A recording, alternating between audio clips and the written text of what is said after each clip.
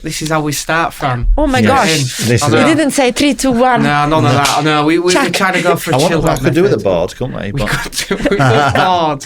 How are you anyway, Dan? I'm well, mate. I'm well. This is a late episode today, to be fair. This is a late first episode. afternoon episode.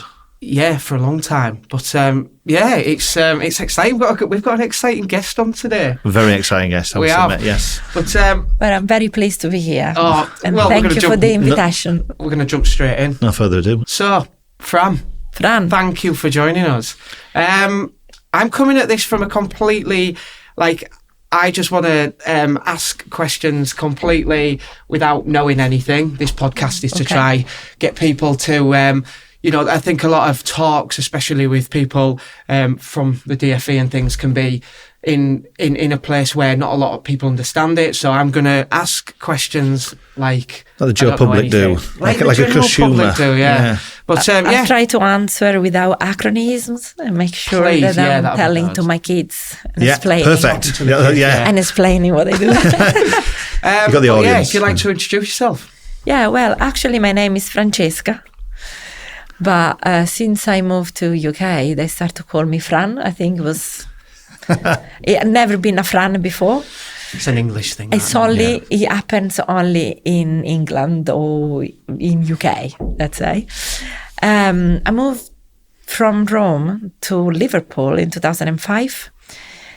It will sound very strange, but I was actually invited to move. I didn't come because I was looking for a job or for study. I was hired in Italy and asked to move to Liverpool. And I accepted the offer. On the same day, I had 2 interviews. It was in December 2004. And one was for the IBM in Budapest, and the other one was a private company, a bookmaker company in Liverpool. And put in front of a choice between Budapest and Liverpool, apart if I already could speak a bit of English, I decided to go to Liverpool. I'm a Liverpool fan. As controversial already. Sorry for that. I'm not sorry for that, but I'm sorry. Yeah. And so that was the beginning of it. How long ago was that? 2005. When I just celebrate 20 years of UK citizenship, sort of, yeah, or settleship. Yeah. Now I'm a settled status person. Yeah. So I think I had a pick was it Budapest? Did you say? Yeah, Budapest was a weird offer because IBM inside a building where apparently that's the office, the apartment, the gym, everything was there. Prison. Because, it sounded interesting, but also a bit weird. Yeah. It was something else. Yeah. So when you came here, it wasn't for education then at that point? It wasn't for education at that point. At that point, it was for a job. Right. I applied for that job after 9 months in Argentina. After my degree in modern languages, I moved to Argentina to write my specializations, my thesis. And then I moved back to Rome when I finalized it. And I was looking for a job abroad in a way that I could develop also my English. My second language is Spanish. I'm Italian born. And then at the university, I studied Spanish, English, French, and a bit of German. So I wanted to develop my English at the same level as my Spanish was already in a good level. So the idea was just to find a job, spend a few years, pump my curriculum in a way I could go back, and I never left. Still here? While I was there, after 6 months, I've been offered an MBA and Master in Business and Administration paid by the company. They hired me. And I accepted. So I moved to the University of Liverpool. I finalized and I stayed there. Very good. I know. How many languages? I can't even speak one. I've downloaded Duolingo. Have you tried that? I got it too. I'm studying Duolingo. Portuguese. Yeah. Just making me look like, yeah. I think I pay for it, but don't really use it. Yeah. Unbelievable. So you've got all this. Imagine an Italian person studying English in Italy at the University of Italy and then moved to Liverpool. Yeah, pretty close. It was like I don't think it was a very big difference than moving to Budapest. Oh yeah. Because at the beginning, the scouse was quite strong. So then, how long were you here before? Obviously, the journey into the world of education then, what's that look like? Very interesting, but also I think it was surprising because I reached the position I got now at the Department for Education, coming from other other government department. And I really aimed for the DFE, for the Department for Education, a bit because I was coming from a journey where I wanted to educate myself. I came here to improve part of my education. And then it never stopped, basically, because I was offered the master. And then after that, I applied for a job within the civil service and I got it.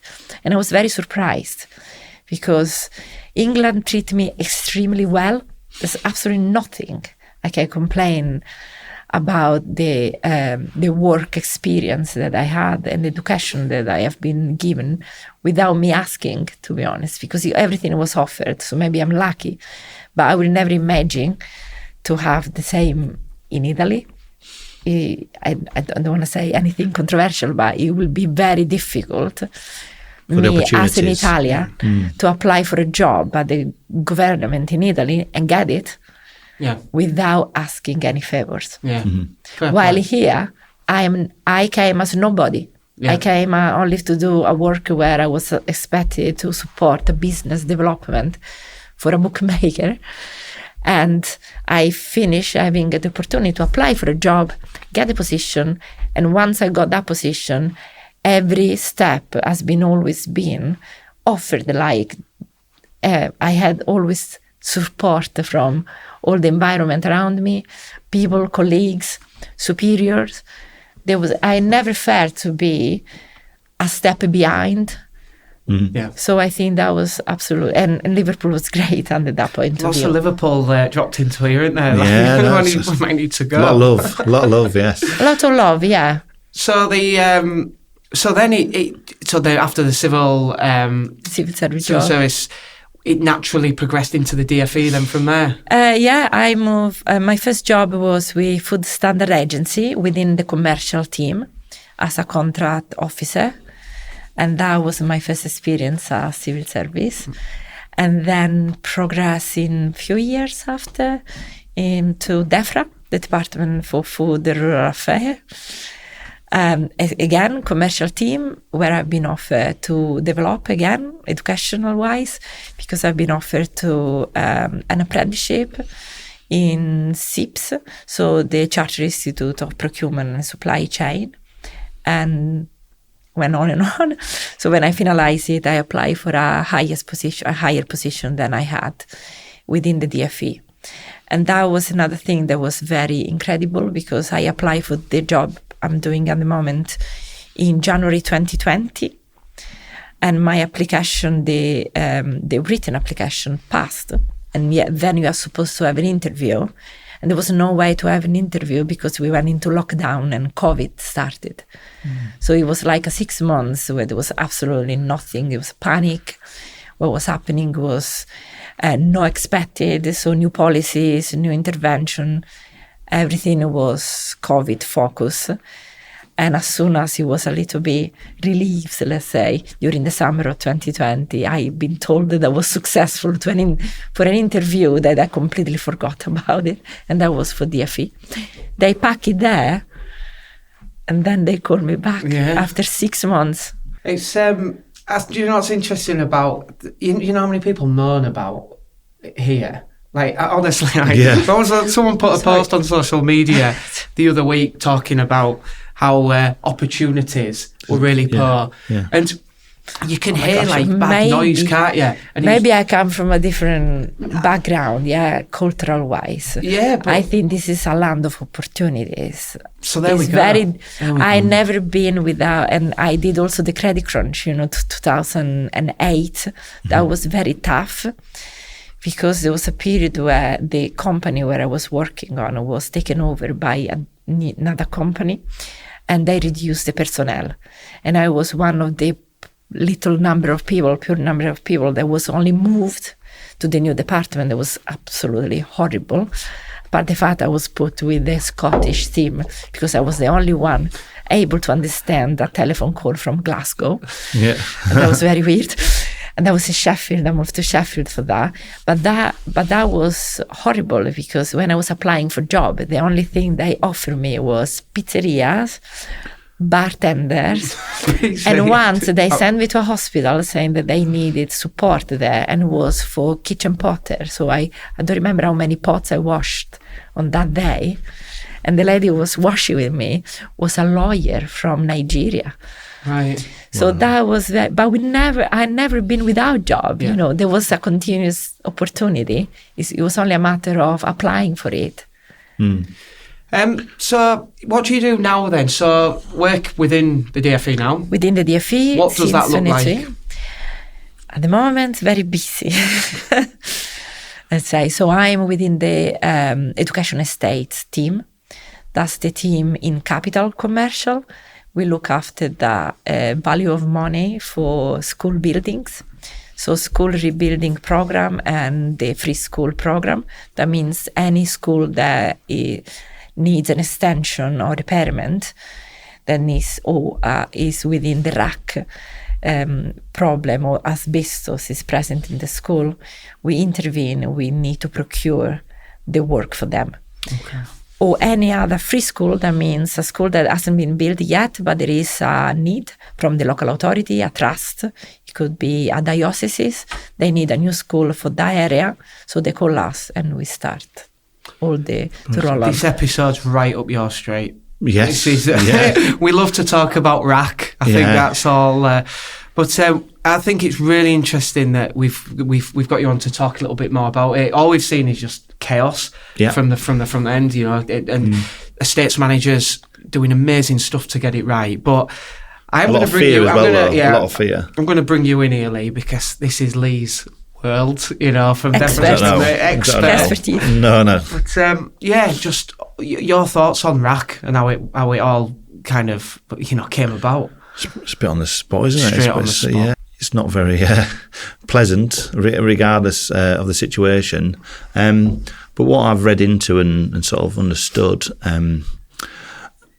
I think it's been known about for quite a while in the process by condition reports and assessments undertaken, but it just urgently became quite a high health and safety risk because of probably issues that have happened over a short period of time, and it was probably a required knee-jerk reaction to try and remove that risk in reality, which, like anything, if a plane fell out of the sky or some another, I'm saying natural disaster, but if something happened, that your immediate sort of reaction is to try and remove that risk, I guess.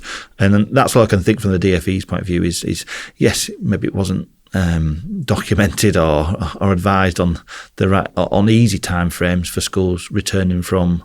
I think it was straight after some holidays, wasn't it? Where it was during the summer holiday. Yeah, it was 2 days back or something like that, and then it was just absolute pure chaos. Let's say the alarm came a little bit earlier. Yes, internally. And then the news went out beginning of September. The media, yeah. So I think there's been a lot of support from the DFE. The mobilization from DFE was absolutely incredible. I mean, I can say there's been a lot of work done, especially on the data point of view, to try to recognize, to identify all the schools that needed the urgent repairment and the urgent attention. Was incredible. It was a task force that has been put together. People have been asked to be deployed to only support the RAC. Yeah. We got good feedback, I think, like from schools that the DFE stepped in and did an amazing job. And I think that's the part that we didn't see from the front end. It was almost like we were dealing with school estate managers, weren't we, that had no plan or strategy of how to deal with this. And then it was almost like it just went out into the public as pure chaos. But obviously from your side of things, from my side, it was very structured. Yes. I mean, it was a matter of 48 hours to identify who was going to lead on which aspect. So data management, surveys, finding, procuring the suppliers, identifying the risk, make a risk management, a risk register. It was very fast. I don't know. I wasn't been fully involved in it, but I think that was the case. The media criticism was maybe harsh in a lot of the things that was sort of put. It looked like it was all put on the schools and the trust that had to manage it. But I'm sure they would have had internal support and guidance. But I just think it caught everyone off guard with the speed of things, which it is. It's like we've had on numerous guests that when we speak about estates, it's always what's their biggest problem is money. So immediately with that, it's where's the money going to come from to pay for this emergency works, or which is. And this is true, but there's been also work done on that aspect, because the commercial team, especially on the senior management team, so the senior civil servant within the DFE, have been looking at halting, postponing some of the projects that could have been seen as a secondary needs at that point, and all the commercial element and the workforce was put on the rack. We are late with some of the programs because of that, but for a good reason.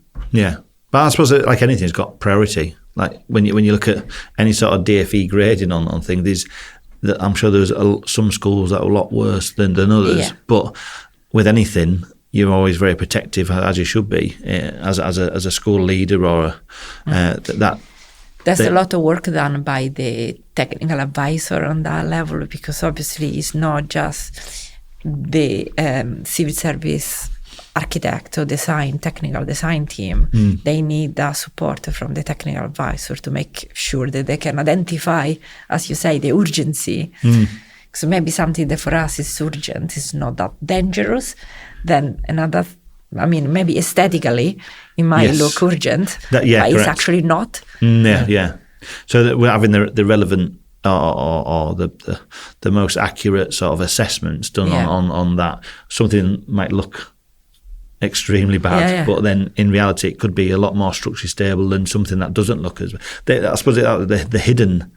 The hidden crises that look perfect, but actually they were hollow behind it, were the worst projects to deal with than the ones that probably looked a lot worse. But you do find that's in any sort of industry or building type. It's just this came to light because of the urgency, I guess. We do a lot of comparison across government also. Obviously we look at schools, and then you have to see if it's a primary, if it's a secondary, if it's a further education school. But when we compare to like hospitals, there is a specific criteria of number of people, area, geographical area, soil. So there's so many criteria you have to take in consideration. We've been discussing recently about specific areas where we can see there is a lack of primary, for example. So you got classes that reach more than 30 kids. That should be the national limit for a classroom. But you don't have the criteria for building another one. So you need to make it happen, maybe restructuring. And sometimes you find the trust of the local authority not happy to put down a building that's been there, and maybe they look at it as if it's historical, or if it's got like an emotional affect or attachment. But they need to modernize it or to change it because the capacity is not good anymore for that area. Done some work, just saying on that. I've done quite a bit of work on this about how much of the schools being utilised and how much space is being utilised. But we're building so many schools. But actually, if we did the correct assessments on the ones we've got, there's lots of room. It's just that But funny this, like I thought you were going to go into a plug there, but somebody no. There's some great it's right though, isn't it? It is, because, yeah. But the problem is to do that. This is where you might be able to give us your opinion on this. To do that assessment costs a lot of money, thousands to do it. Yeah. So they choose not to do it and almost just keep fighting fires just to stay, keep the head above water. So it's almost like they could do with an influx of money to get that part right. Yeah, and then decide to build more schools if they need them. Or is it the guidance to sort of, from the DfE to say, these are required? I suppose I look at the Building Safety Act and the Building Safety case files that are now required on buildings. Is that what's the word? Is that a solution for schools as a guidance to say, well, we need X, Y, and Z to be up to date within a case file for the schools, but easier said than done, isn't it? It's another funding. I think that is more about we have to approach it in a pragmatic way. You have to look at the competencies of the people that are also doing it. Yes, because as you are aware, the DfE within construction use a lot of technical advisors that are actually consultants. So I think, and I don't want to say anything that is controversial again, but within the government, that we are trying to develop more the professionality of the people that work within the civil service to cut down that consultancy element for cost reason. But I think there is a bit of a bit of border on the education side, because if you look at the cost of the university, for example, is so high that you don't have a lot of students developing that specific subject. Skill sets, So the skill set is very limited, but there's also the limit of the fees, given by the fee of the cost of the education. I mean, for me, that is the only very negative element in this country, because you limit the access to university, but then you need the expertise, you need a number, you need a very big number if you want to do the assessment cross-nation. There is the skills shortage, I think that's... And that was everywhere, to be honest, because when I was in Food Standard Agency and at DEFRA, there was a shortage of veterinary advisors. And we have to hire people from Spain, from Portugal, because they were specialized in policy, in veterinary policy, while here there was basically nobody. Right. I totally agree. I think, like I say, there is a skills shortage.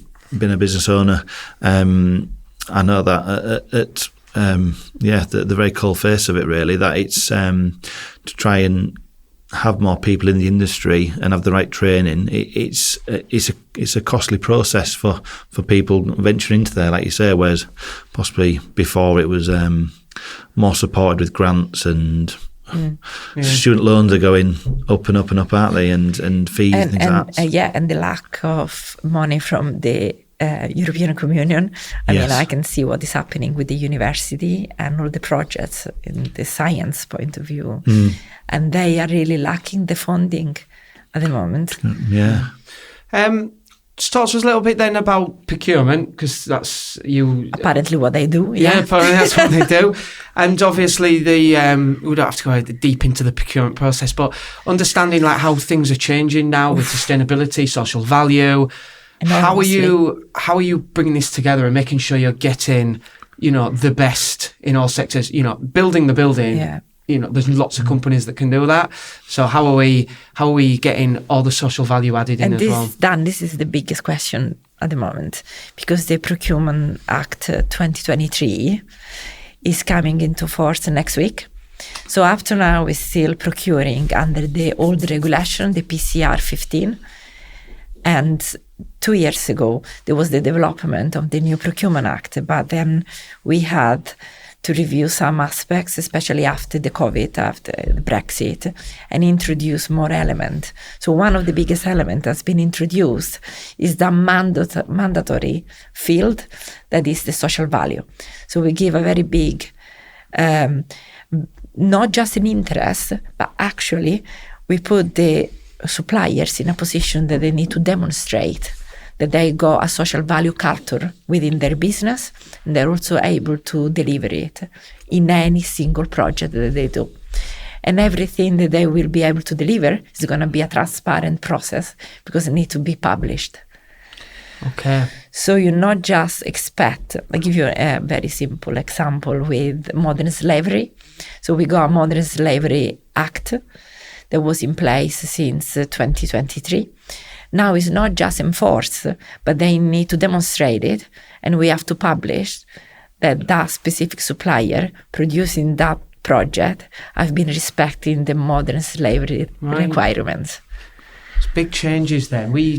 My world has been construction for a long time, and social values always played a part in it, you know, and I think, but it's always been kind of just talk, you know, we'll put 5 apprentices on, or we'll do something. Exactly. And it's how do you... No, now actually it's targeted, it's measured. It's like a call to action. And you have to achieve it, because if not, you might be penalized. So the penalty that might be put in place is based on the fact that your performance will create your score, let's say your overall score on your KPIs, and you're going to be allocated job based on your performance. So I always, when I explain it to the team, I always explain it as a football league. Because you will have, you know, the league starting at the beginning. Everybody will start with a project, and then within a year or 2 years or 3 years, you can see the performance, how it's going. This is amazing. You've got a Premier League of actual league so system. you develop that. It's not going to be just a ranking system per se. It's based on that amount of your performance, the amount of score that you got, that will generate the percentage of the pot of allocations that you're going to have. So for each project, if you're expected to provide, let's say, 1 apprenticeship every 3 million, I'm expecting you to deliver at least 30 if you got that amount of pot. So if you got 900 million. Sort of like FIFA fair play and sort of fair play is holding them accountable. To sort of like, you can throw money at certain things, but if you're not meeting the requirements on you'll get other penalised things, and I suppose it's I like to think that a lot of the companies that have unfortunately had to go into liquidation over the years, it holds them accountable as much as the smaller companies and but it's value related, it's project value related. So it's not limiting the SMEs, the VCs, the small and medium enterprise, because it's based on the amount of work, so the value of the project that is allocated or awarded to them. They can produce a specific amount of students or apprenticeship. So you won't put anyone in a disadvantage because they will start from zero. It's a commitment that is requested from the beginning and then is measured during the delivery and the life cycle of the project.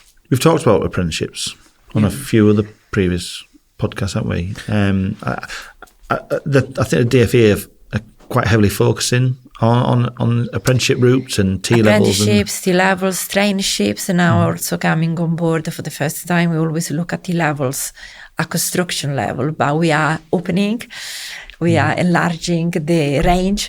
So within the new construction framework that is going to run from the end of this year, we are not looking only at construction, we are looking not only at on-site construction, we're looking off-site, we're looking at management T-level, we are looking at business T-level. So any kind of skills will be included.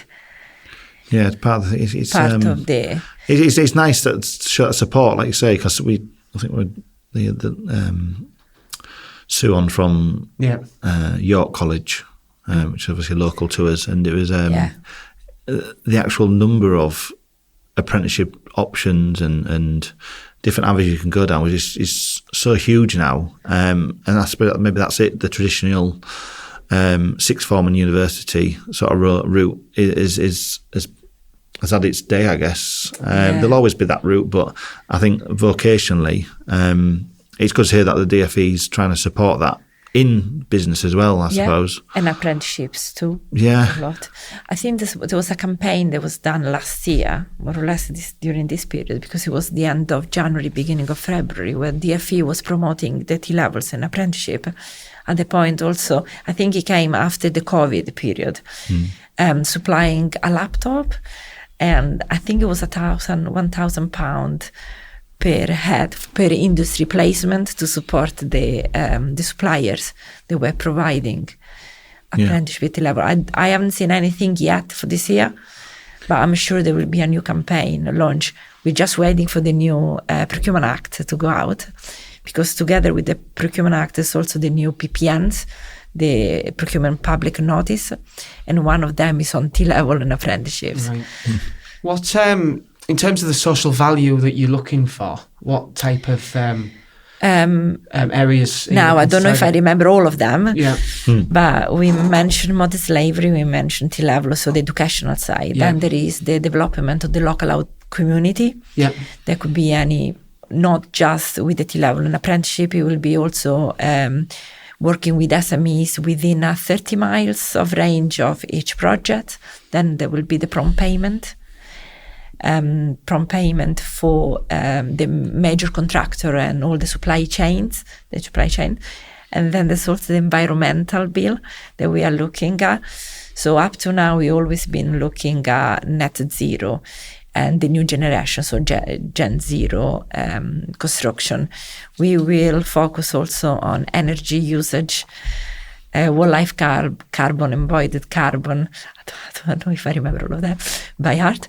Then we got waste, landfill usage, and the percentage of it. We're looking at PMV, just to compare the pre-manufactured value, so everything that's been done pre-construction on site, for panelized, for modular, just to see how the big impact. So that holds the manufacturers the manufacturer, well. So it's value and also the percentage of it within each of the projects. So it's who they're buying from then as well, makes massive impact. Mm-hmm. Do they have to achieve, will they have certain, they don't need to achieve them all, do they? Or, no, they don't have to achieve. This is more management information data. One that can where go we can look. The scope is to obviously improve, especially with the net zero impact, to improve the most that they can during the life of the project. Yeah. And looking not only at the construction site only, but also on off-site, so to see what happens in that case for the modern method of construction, what happens in the factory and the impact that they got.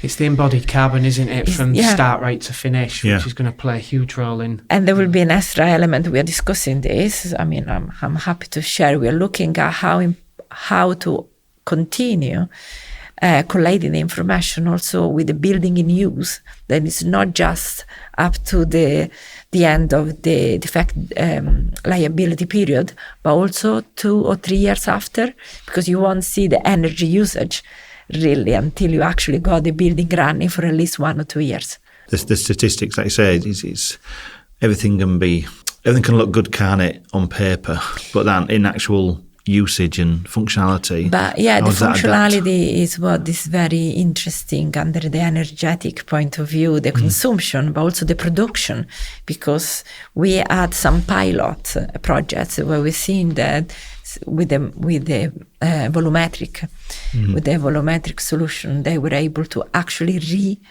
recreate the energy.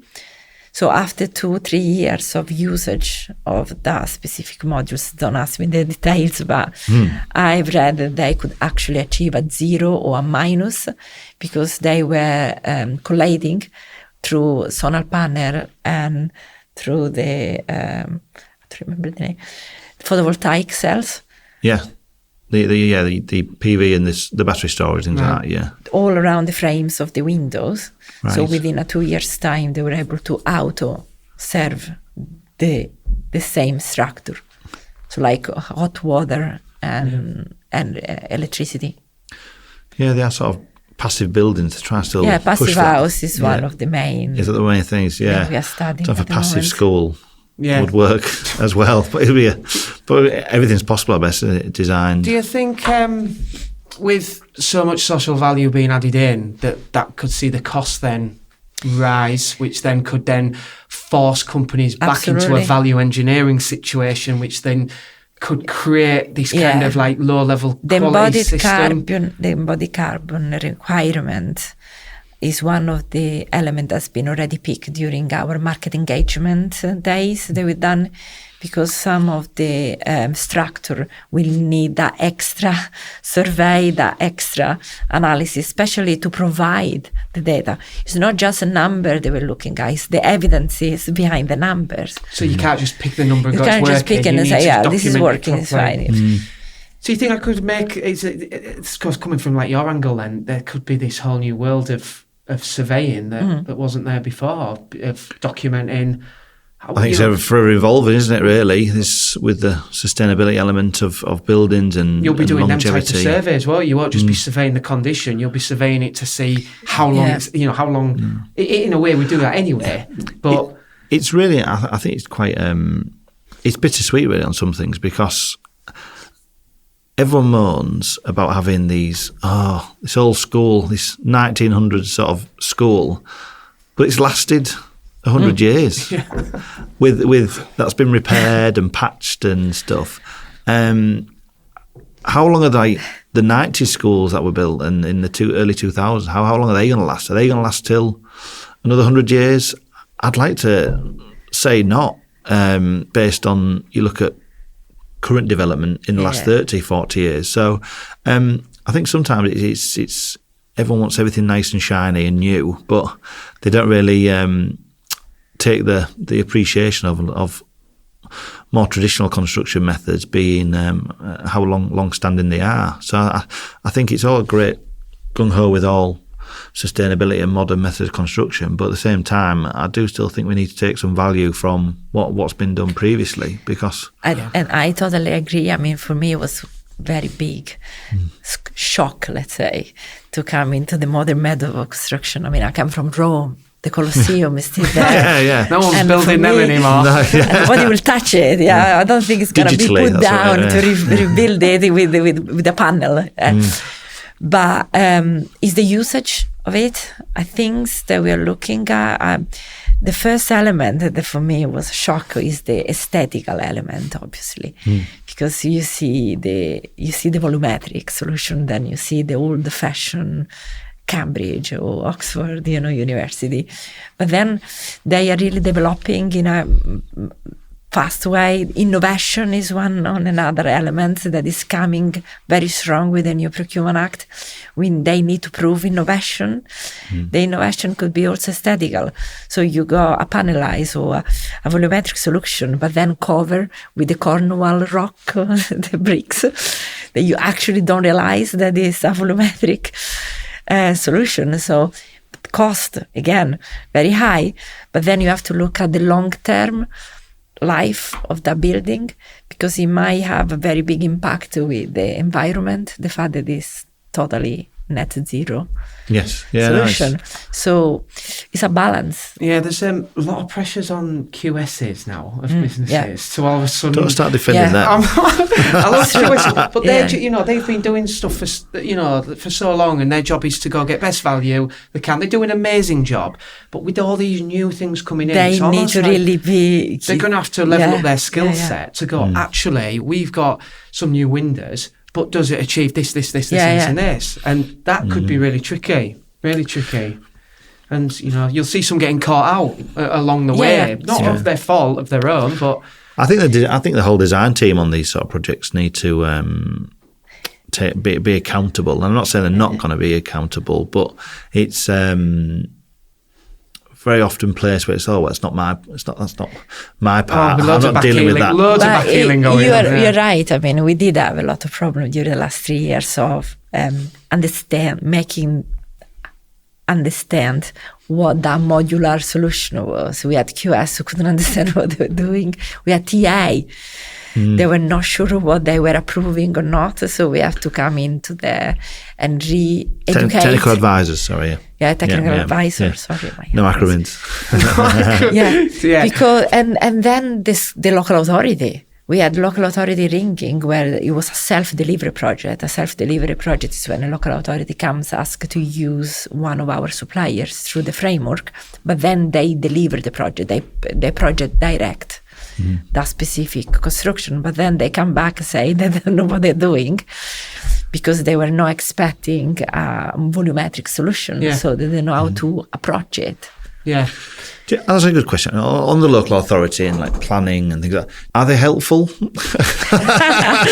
as much as they are to the Joe public? We're not calling any. No, I'm saying generally. I can't remember. Any specific one, but you got both. To be honest, we have very, very good one. As I mentioned before, that they come ring, they know exactly what they want because they work with a specific supplier in the past. So we cannot do that, but they are used to do it. So, and they also educate themselves. They go and do a specific training to understand how that specific element has evolved, the specification, output specification. I mean, not all of the local authority are up to date with the output specification for primary, secondary, further education, special needs, etc. So they come to us because they ask for webinar, for support. Other local authorities don't care. They just come and ask to deliver the project. Yeah, and just get on with it. And complain. Yes. Because they don't understand the program. Well, that's the problem, isn't it? It's the easy answer, isn't it, to complain if you can't be bothered to take a view into or to try and appreciate understanding it. So, no, it's... Just a question for me then, really. Obviously, we're going into this new world, where there's going to be a lot more to do on construction projects.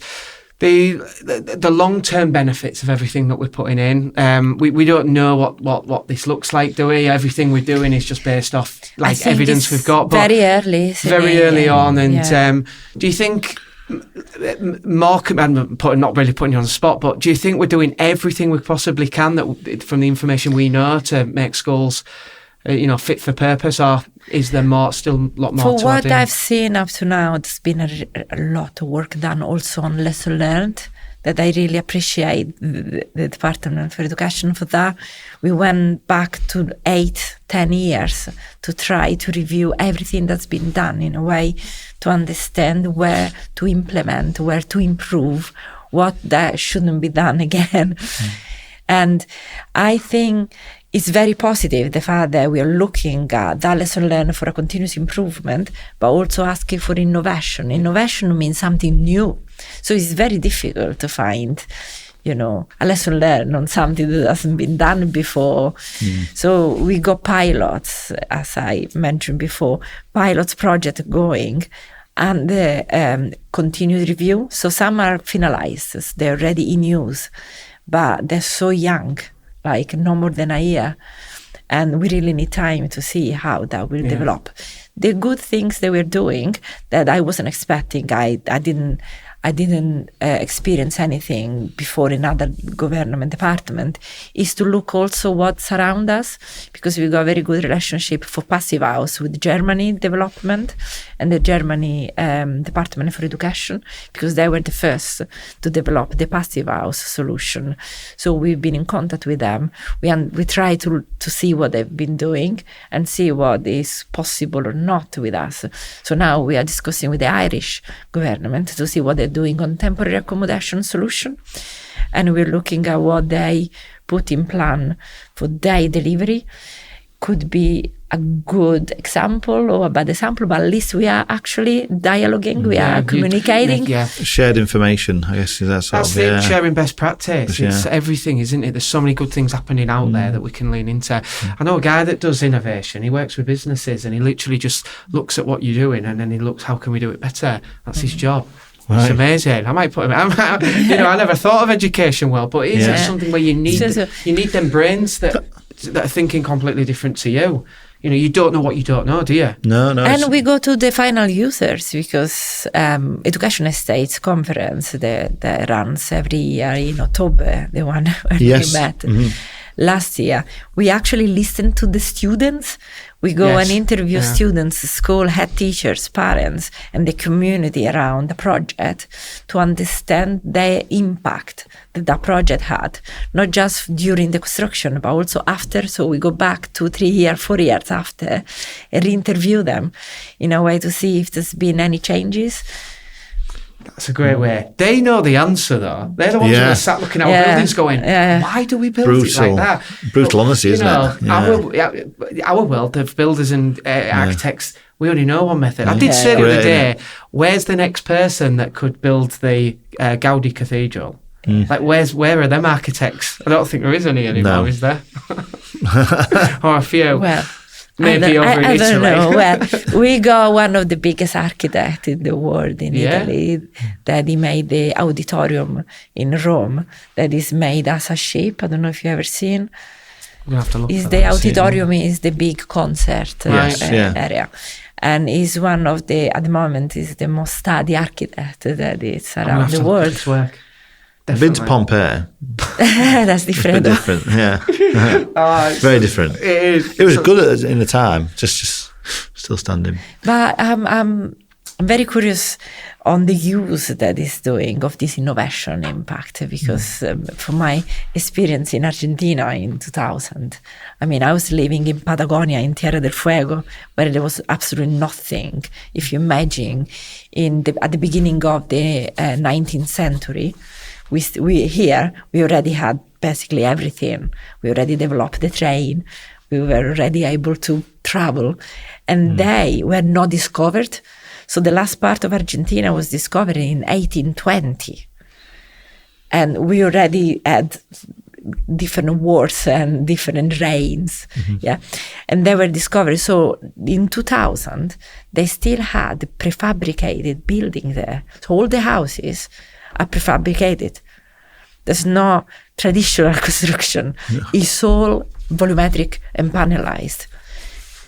And I always, when I started working at DFE, the first time we would look at modern metal construction, they showed me a volumetric. I was thinking, oh, it's the same house where I was in Argentina. That was a house.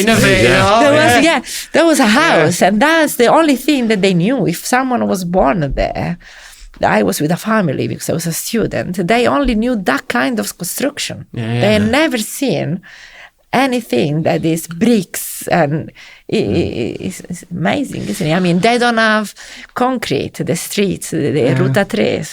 It's only stones.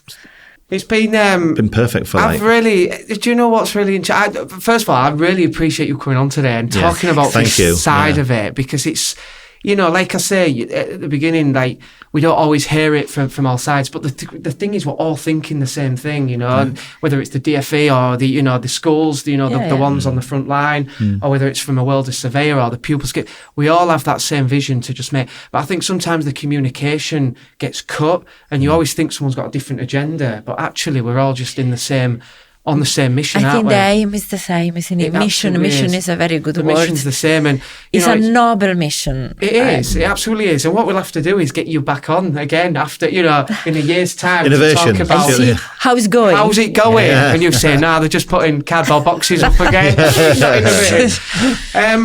Fran, it's been amazing to have you. Very nice to meet you Thank you too. so Thank you very much for coming for on. Thanks.